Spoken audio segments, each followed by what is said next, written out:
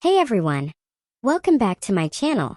Tonight's story is about how one careless joke, told in front of friends and laughter, became the knife that cut a marriage in half.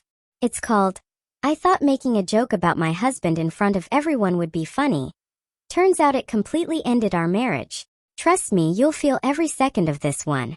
It all began at a dinner party that was supposed to be light, fun, and harmless. My name's Lena, and at that time I'd been married to Ethan for 7 years. We weren't perfect, but we were solid, or so I thought.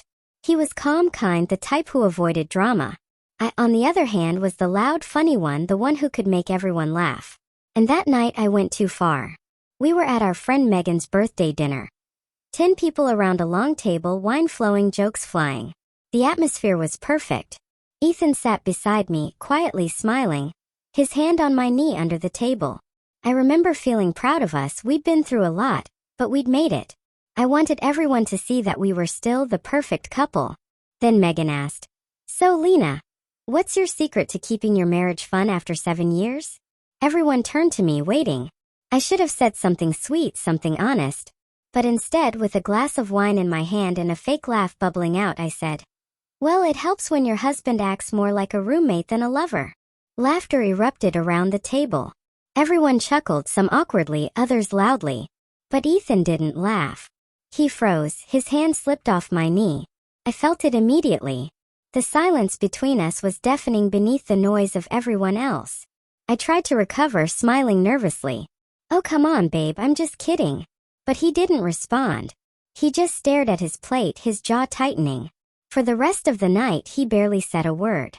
On the way home, the silence in the car was thick enough to choke on. I reached out for his hand, but he moved it away, gripping the steering wheel tighter. "Ethan, come on," I said softly. "It was just a joke."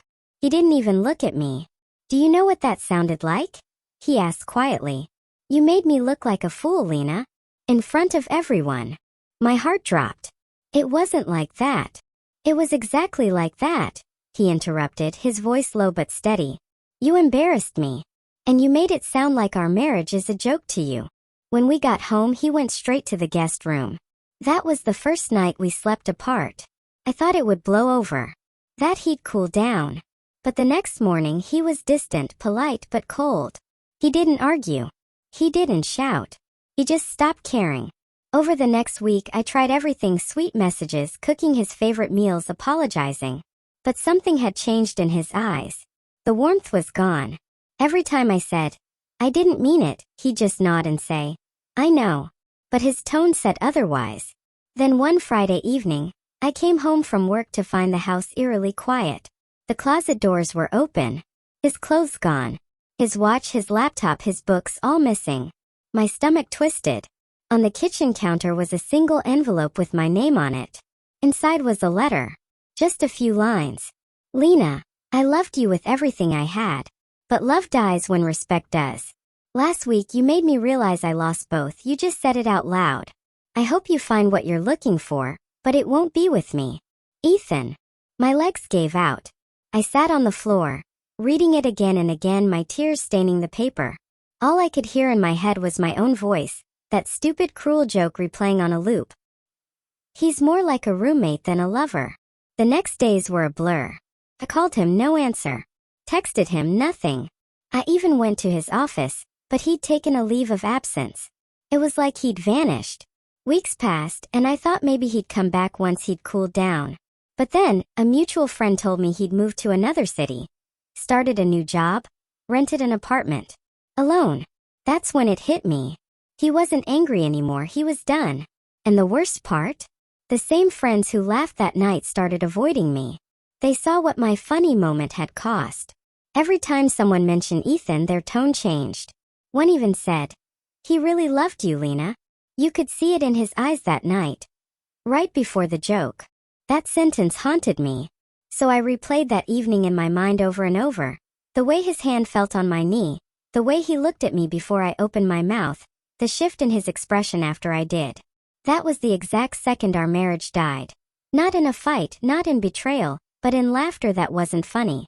Months later, he finally answered one of my messages. I'd written, "Please just talk to me. I miss you." His reply came hours later. You don't miss me. You miss what it felt like when I still looked at you with love. You made that impossible. That was the last message I ever got from him. Now, every time I'm at a gathering and someone makes a joke about their partner, I freeze. I know how quickly laughter can turn into loss.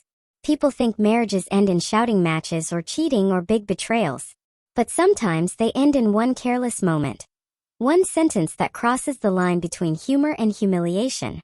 So, if you're listening to this, remember, love isn't about who can make the crowd laugh. It's about who protects the other person when the crowd is watching. Because once you make them feel small in public, they'll never look at you the same way again. Thanks for listening.